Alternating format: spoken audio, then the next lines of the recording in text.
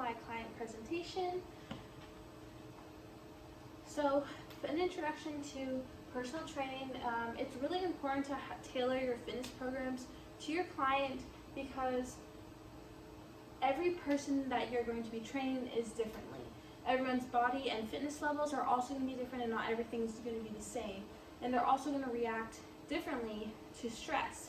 And that's why it's so important that we do these assessments before we even train them, so that we can find and classify where they are on those charts and then know how to make a program based on their levels. As a personal trainer, you're going to come across different people who have great fitness levels and those who don't have any fitness level, or those who are like in really good shape and those who aren't. And so it's important to know how to make a program for every single body type and every single fitness level.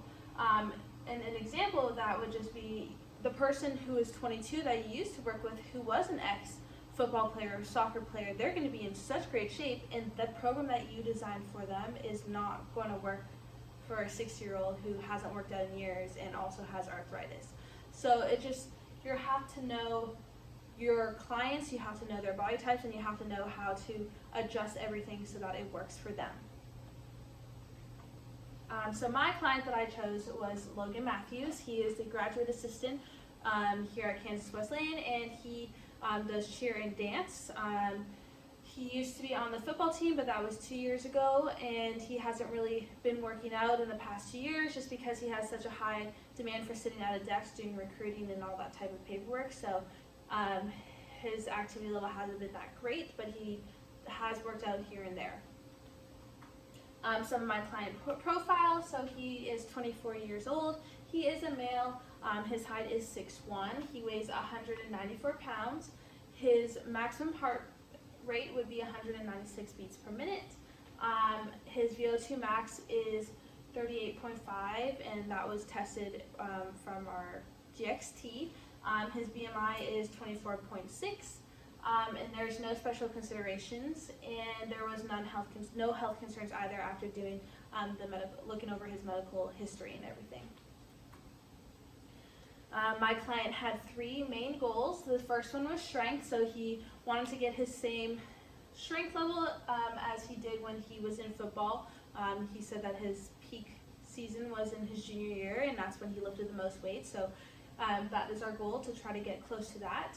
And then the second one is his body composition goal, and that was to reach over 200 pounds. He's never been over 200 pounds, so that was definitely a goal for him, and to look leaner while gaining that weight, so putting on more lean muscle than anything. And then cardio, he wanted to be able to run a mile under 10 minutes, and he doesn't really run in general, so this would be a challenge for him.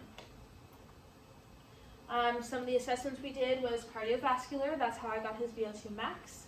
We did some muscular strength, so that we could just classify where his strength level was. We did body composition, so I could see where his BMI is and his body fat percentage, and then we could go from there, because I know he did want to drop his body fat so he could look leaner.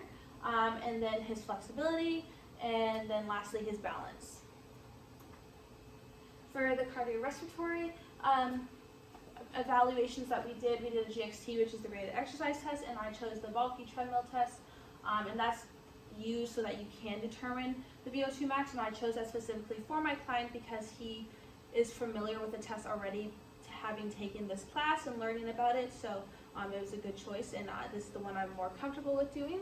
And then his results, so he went for 15.5 minutes, so that's stage 14, and that's when he reached his sub-max heart rate, so 85%, and then his VO2 max after determining everything was 38.5, and with that classification for his age and his gender was actually poor. For his muscular strength, we did the bench press, so he had about 85 pounds, and then we used the metronome, and every time there's a click, he goes up and then down, up and down until he cannot do that anymore, and his score was a 1.14, so his was in the 60th percentile.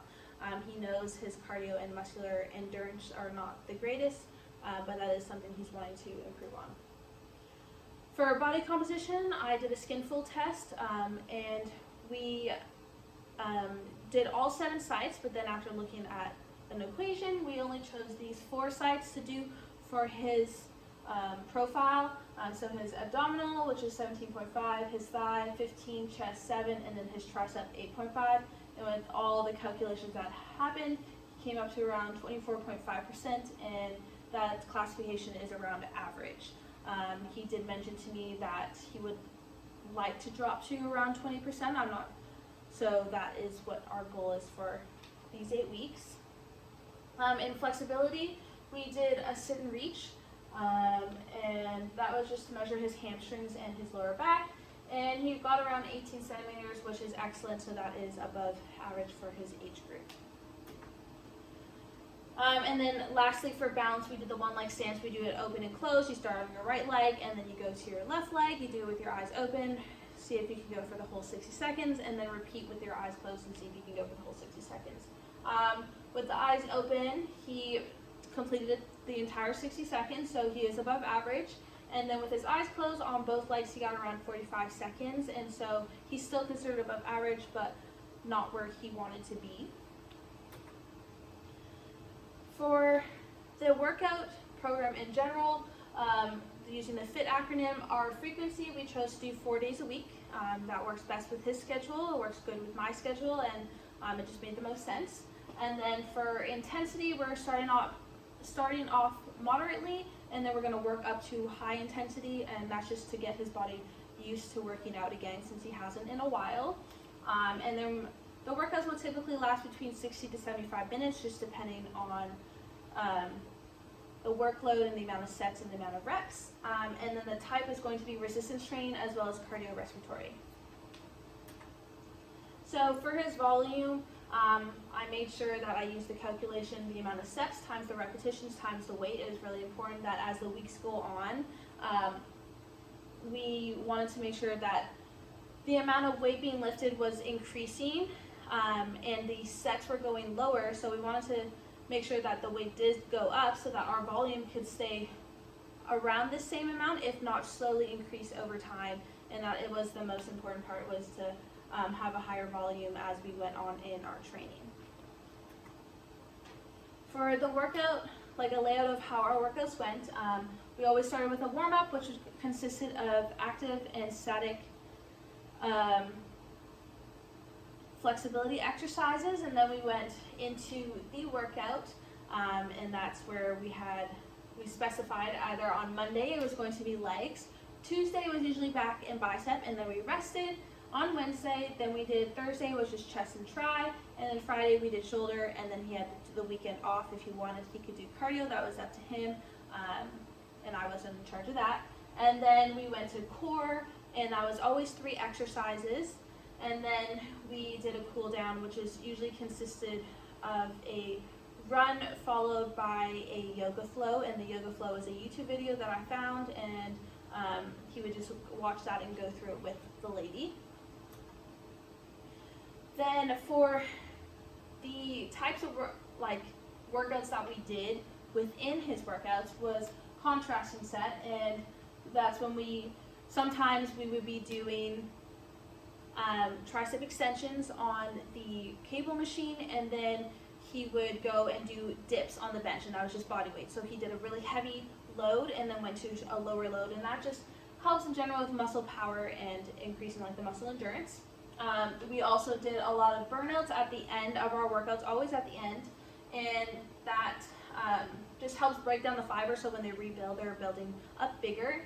And then we also did pyramids, and we like to do those at the end of he liked to do those mostly at the end of his bicep and back workouts. So he would do bicep curls, and he would start with a low weight, build all the way up for eight different weights, and then he would go all the way down. And that's what we did for our pyramid sets. And then we also included supersets and trisets. That was always in our workouts. He especially liked supersets and trisets. He's told me that before because it keeps them more interesting, and he just felt like the workouts went by a lot faster. The main goal, though, however, for our types and the workouts design in general was progressive overload, and we wanted to gradually increase the volume of work that he did, the intensity, and also the frequency and the time. So we just slowly went over it, slowly got better each week and increased things little by little, and because his body did have to adjust for the first 2 weeks, and then after that, then that's when we really started to see more increase in volume, and he was able to add more weight and all that. So that was the main goal, and we did achieve that.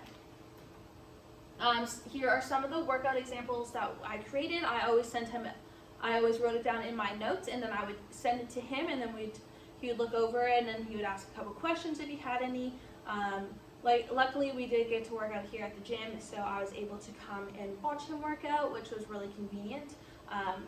But you can see for legs, if it was a main lift, I typically did not superset that with another exercise. Sometimes I supersetted it with a stretch, but I wanted him to lift heavy on those, so they were always by themselves. Then we have some supersets, and then we also had some trisets, and then we always went to core and everything like that. Sometimes in our supersets it was opposing muscles, and sometimes in the superset it was also the same muscle.